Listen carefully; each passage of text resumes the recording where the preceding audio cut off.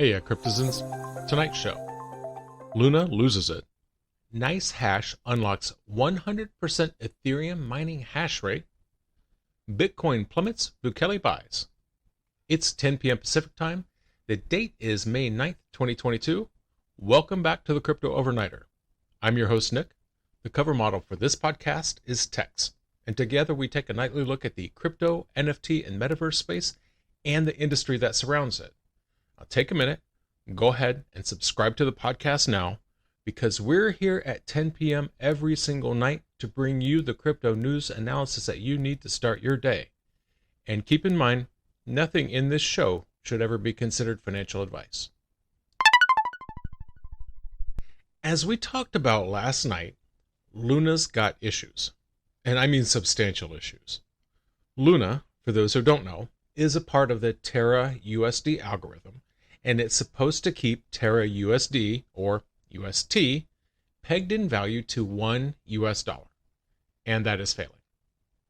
Terra USD has lost its peg for the second time in 3 days, and it's not looking too healthy. Be honest with you, just a bit ago I looked at it and it had come up from 64 cents to just over 75 cents now. So UST has depegged, meaning at least for the moment, 1 UST is not equal to $1 US. But to be fair, this isn't the first time UST has lost its peg. It's happened a couple times before, and it's recovered. So here's a big part of the problem. Luna, as part of the algorithm, is meant to act as reserves for UST. That's supposed to be the stable part of stablecoin. So given that Luna's market cap is below UST's market cap, that's an issue. That means if there's a run on UST, not everybody's going to get their money. There's not enough Luna to pay off the UST in existence. And that issue is compounded by the fact that Luna is sitting at less than $39 at the moment. I just looked over and it's sitting at 35.74. So that is a substantial deflation of over 30% in 24 hours. That's 30% less value to buttress the value of UST to keep it staying where it needs to. Now, steps have been taken, and it's hard to say how this is all going to shake out. I see people out there talking about Bitcoin and how this is going to fit in. All right, so here it is. Part of Terra's plan is to keep UST healthy, and that includes a steady diet of Bitcoin and Avalanche. Their plan is to buy gobs of Bitcoin and gobs of Avalanche to fatten up their war chest. And this is why. This really is the first test of Bitcoin as reserve thesis. So people are taking note, and they noted when $1.4 billion exited a wallet known to belong to the Luna Foundation Guard. And people took note because Bitcoin itself already is having a rough day. Bitcoin's taken like a 11.5% loss already. So, over 42,500 Bitcoin exited the LFG wallet. It was reportedly split into two batches, roughly 30,000 for one and about 12,500 in the other, with at least some of that landing in a cryptocurrency exchange called OKX. Now, Whale Alert is a tracker, and they provide analytics on large Bitcoin transactions. They revealed that 12,531 Bitcoin, which is the exact amount of one of the two batches that got transferred from the unknown wallet to unknown wallet. The reason that this is interesting and concerning to people is that LFG just yesterday announced that they would, quote, proactively defend the stability of the UST peg and broader Terra economy. Now, things they've done since are they've loaned out $750 million worth of Bitcoin to over-the-counter trading firms. They're also loaning out $750 million worth of UST, and they're going to use that to buy Bitcoin. And that last is a risky move. We're going to be talking about it later because Bitcoin's having a hard time. But it's also risky because when this loan is paid off, it's paid off in 750 million UST. So in the middle of all this excitement on Sunday, Do Kwon appeared. He said this whole thing was a coordinated attack against Terra. And he said that the Luna Foundation Guard isn't trying to exit their Bitcoin position, because that's what people are thinking. They're thinking Bitcoin's not doing well, LFG's trying to get out of it. What he said they're doing is putting the capital in the hands of a professional market maker, simply to buy UST if UST is less than $1, and to buy Bitcoin if UST is more than $1. Do Kwon said today that they would be deploying more capital, but he didn't really give any details about what that means. Okay, so today was rough. Luna is a decent part of my portfolio, so I'm really feeling it. Let's check the numbers. At the time of writing, the global crypto market cap is $1.42 trillion. That's down a whole lot from the $1.57 trillion of yesterday. It's down 9.49% in 24. The top 5 cryptos by market cap are Bitcoin down 9.81%, Ethereum down 9.55%, Tether, Binance Coin down 13.29%, and USDC. Some time back, NVIDIA put a limiter on their RTX graphics cards. Called Light Hashrate, LHR is an updated version of the RTX graphics cards. What this means is if it comes with software that's been pre-installed, and that pre-installed software is designed to limit the amount of processing power that can be turned loose on crypto mining. There was a huge silicon chip shortage last year. You put that with the unprecedented demand that kept people in their houses, and you've got yourself a huge demand on graphics cards. So this whole LHR line is designed as something of almost like an apology from NVIDIA to gamers. Gamers are mad that GPUs get bought up by crypto miners. I get that. So the RTX 30 series was supposed to be different. With a limiter on it, it restricted Ethereum mining power of the card by 50%. Now, unfortunately, that only took a couple of months before the first workarounds started to appear. One scheme was to unlock more processing power. Another was to split the processing power between Ethereum and another coin. None of these solved the problem. None of them let the owner access 100% of the Ethereum mining potential of their card. NiceHash is the first mining software to fully unlock the LHR cards. Now, in the long run, I don't think there's much we're going to be able to do about this situation.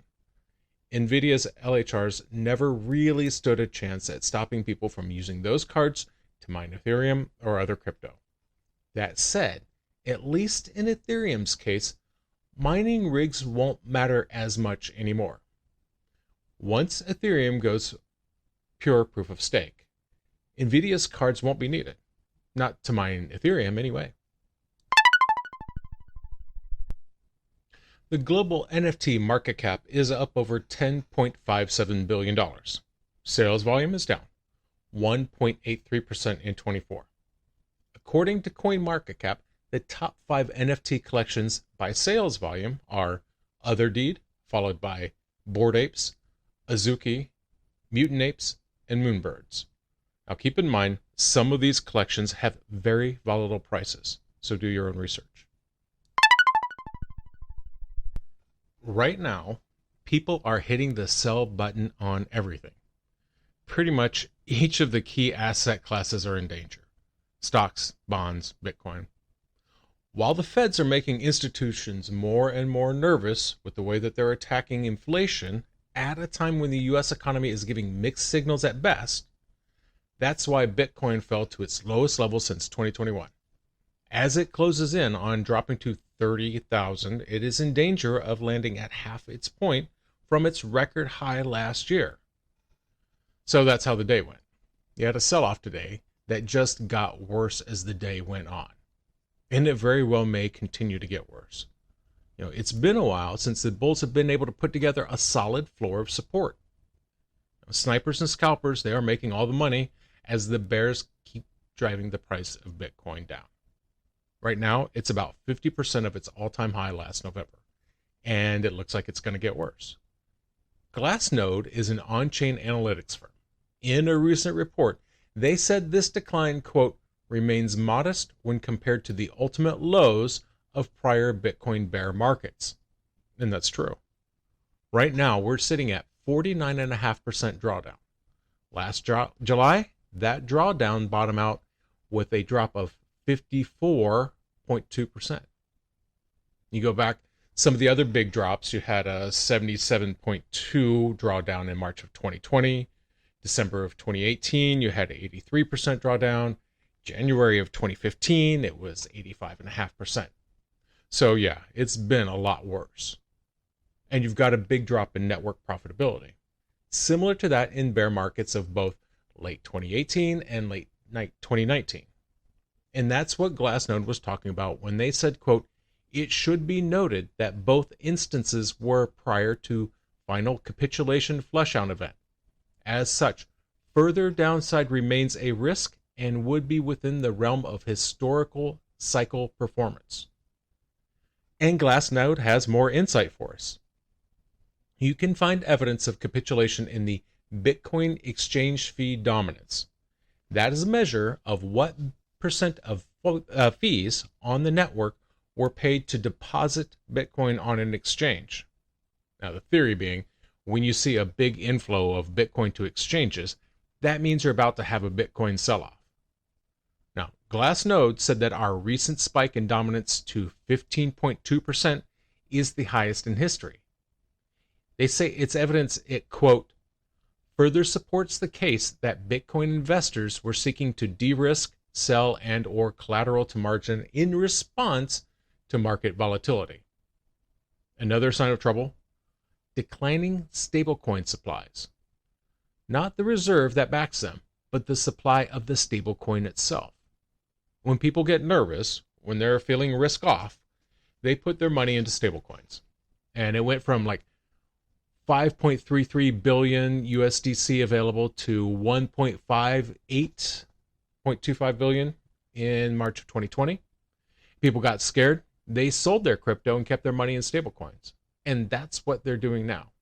We had a peak of 161.53 billion stablecoins that were available in early April. People started selling off their crypto, taking that in stablecoins, and that supply has dropped to 3.2 billion. That is a huge drop. So what's coming next? It's hard to say. Luna is trying to survive, and that is potentially playing havoc with the price of Bitcoin. I would suggest preparing for more volatility and chop. You know, they've got $1.5 billion of Bitcoin just wrapped up in the whole thing with the Luna Foundation guard.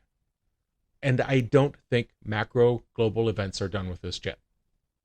Glassnode said, quote, Bitcoin remains highly correlated to broader economic conditions, which suggests the road ahead may be, unfortunately, a rocky one, at least for the time being.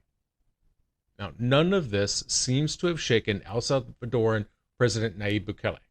In the midst of this crypto carnage, Bukele took to Twitter to announce that his country's largest Bitcoin purchase just took place. They bought 500 more Bitcoin, the most they've ever bought. That brings them to a total of over 2,300 Bitcoin, or roughly $71.3 million. Okay, that is going to be the end of a very long and painful day. Thank you so much for joining us. I really appreciate it. If you enjoyed tonight's show, like, comment, and subscribe. Give us a glowing review. Do you have questions or comments? Reach out and let us know. The email address is nick@cryptoovernighter.com. That's nick@cryptoovernighter.com. And check out my other podcast, Crypto in 5 Minutes. We have 41 educational podcasts. That's 5 minutes to explain one concept in crypto. And as always, may peace reign.